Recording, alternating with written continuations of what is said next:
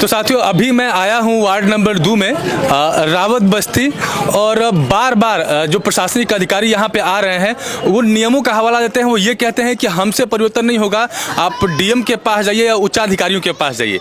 लेकिन मेरे हाथ में मैंने अभी जो उत्तर प्रदेश आबकारी विभाग की जो नियमावली है वो अभी इस समय मेरे हाथ में है। और मैं आपको बता दूं कि 1968 के नियम 5(4)(a) के अनुसार जो नगर निगम होते हैं वहाँ पर जो शराब के ठेके होते हैं उनकी धार्मिक स्थलों से या स्कूलों से या आवासीय जो क्षेत्र होता है, जो आवासीय प्लाट होते हैं, उनसे दूरी 50 मीटर होनी चाहिए। मैं बात कर रहा हूँ नगर निगम की। लेकिन अगर आप नगर परिषद में आते हैं, नगर पालिका परिषद में, तो वहाँ पे वो दूरी होके बढ़ के 75 मीटर हो जाती है। यानी कि जो आवासीय प्लाट है, धार्मिक स्थल है या फिर कोई स्कूल है, उसकी जो दारू का ठेका है उसकी दूरी 75 मीटर से ज़्यादा होनी चाहिए। अगर 75 मीटर या उससे कम दूरी है तो दारू के ठेके वहां पर अलाउड नहीं होंगे, वो पूरी तरह से अवैध है, इलीगल है। लेकिन यहाँ पे जहाँ पे मैं आया हूँ अभी रावत बस्ती में वार्ड नंबर 2 में, यहाँ पे अभी मंदिर की नापी की गई है। इसकी दूरी इस ठेके से, आप मेरे पीछे देख सकते हैं कि ये ठेका यहाँ पे खुलना था, यहाँ से उसकी दूरी 40 मीटर है, ऐसा नापा गया था। अब समझिए बात को कि जो वैलिड, जो लीगल दूरी है वो 75 मीटर है। यानी 75 मीटर की सीमा के बाहर ही ठेका खुल सकता है। और ध्यान रहे कि जो आवासीय प्लाट है उसकी भी दूरी 75 मीटर है। लेकिन अगर आवासीय प्लाट की बात करेंगे तो ये पूरा जो एरिया आपको दिख रहा है ये कोई कमर्शियल एरिया नहीं है। लोगों ने अपने कटरे बना के दुकान जरूर खोल दिए हैं, लेकिन वही उनका मकान भी है और उसी में वो रहते भी हैं।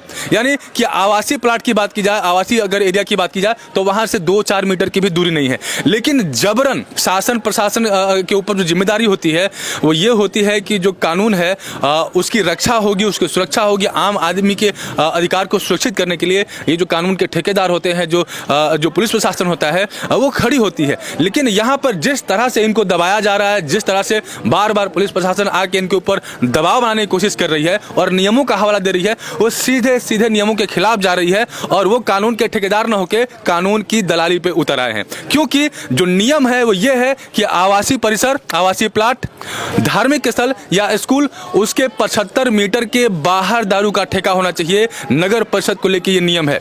और यहाँ पर 40 मीटर की दूरी पे धार्मिक स्थल है और 2-4 मीटर की दूरी पे आपका आवासीय क्षेत्र है जहाँ पे लोग रहते हैं। और ये लगभग 1 हफ्ते से ये प्रदर्शन कर रहे हैं। पिछले 15 दिन से लगातार दर दर इस ऑफिस से उस ऑफिस भटक रहे हैं। और उसके बाद मेरे सामने की बात है कि यहाँ पे पुलिस बल जो है कभी 20 की संख्या में, कभी 25 की संख्या में, नीचे से लेकर ऊपर तक के सारे उच्चाधिकारी यहाँ पर आते हैं और बार बार इनको नियमों का हवाला देते हैं। क्या पुलिस प्रशासन को ये नियम नहीं पता है कि जो दारू के ठेके होते हैं वो किस दूरी पे खुलने चाहिए?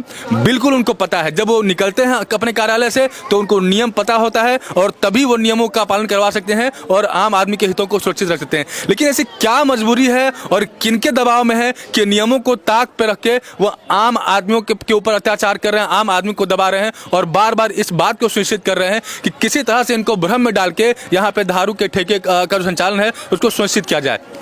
अभी अगर कोई यहाँ पे अगर बता सके तो मैडम 2 दिन पहले जब आप लोग धरने पे बैठे थे तो पुलिस प्रशासन के द्वारा क्या कहा गया था आपको, उसको आप बता सकती हैं?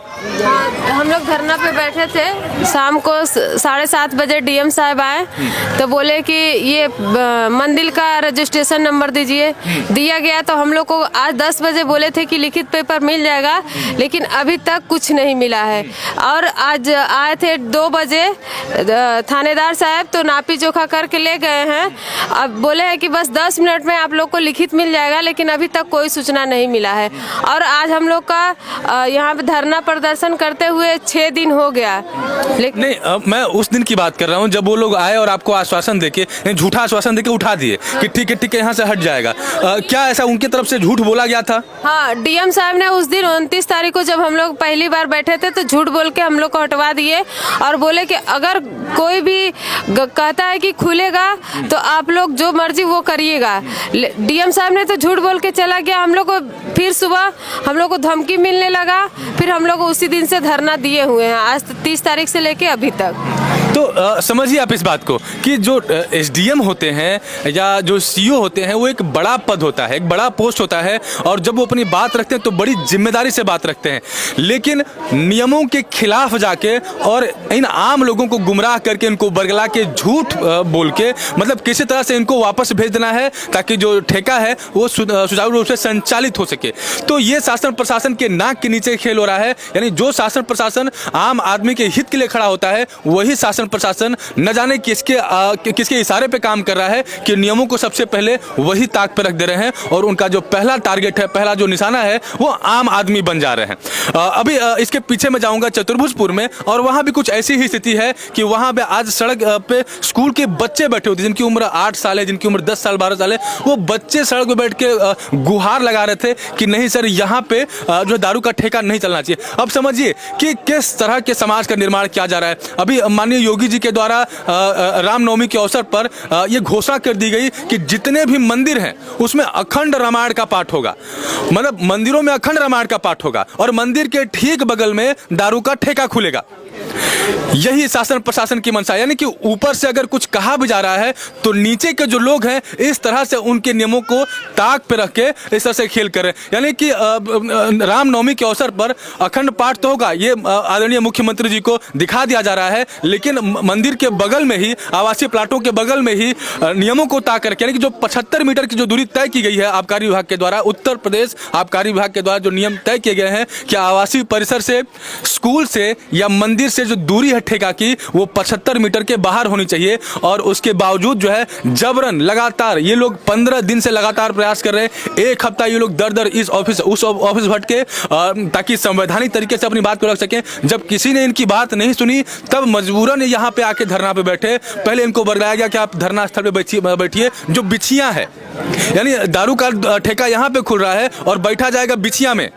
अखंड पाठ यहाँ पे हो रहा है और दारू का ठेका जो है ये 15-20 मीटर के बगल में खोला जा रहा है। तो किस तरह से खेल हो रहा है। और मैं उन तमाम जो अलग अलग पार्टी के जो नेता होते हैं, जो चुनाव के समय बिल्कुल मेंढक की तरह निकल के टर करना शुरू करते हैं, सबके दरवाजे पे मुझे लग रहा जाते होंगे, क्योंकि हर घर अभियान भी चला था, है ना, घर घर अभियान, हर घर अभियान ऐसे करके चलाता है, यानी हर दरवाजे तक पहुंचते हैं। लेकिन आज हर घर से जो महिलाएं हैं यहाँ बैठी हुई हैं, कोई इनकी सुध लेने वाला नहीं है, कोई इनका हाल चाल लेने वाला नहीं है। उल्टे मतलब जो मीडिया पर्सन यहाँ पे आ रहा है, कोई उनके ऊपर आरोप लगा रहा है कि ये बिक गए, तो कोई आरोप लगा रहा है कि फलां है ढिकान है। मतलब अगर आप सच की बात भी करते हैं तो ये जो नेता हैं, जो चाटुकार हैं, जो सिर्फ चुनावी रंग में रंग के यहाँ पर पहुंचते हैं और हर एक दरवाजा खटाते हैं, वो किस तरह से इन लोगों की समस्याओं का मजाक उड़ा रहे हैं और मात्र दर्शक दीर्घा में बैठ के इसका आनंद ले रहे हैं। कर रहे थे कि खुलेगा ठेका, चैलेंज भी कुछ लोग चैलेंज भी कर रहे थे कि रावत बस्ती को हम लोग हरा देंगे, ठेका खुलेगा। लेकिन अब रावत बस्ती की महिला इतनी कमजोर नहीं है, अपनी सच्चाई और अपनी जीत खुद हासिल की है और कोई हम लोग का साथ नहीं दिया है। हम महिला खुद अपनी जीत हासिल करेंगे और लिखित भी लेंगे, तभी यहाँ से हम लोग की खत्म होगी लड़ाई। सोनू सिंह हेलो मित्र के साथ।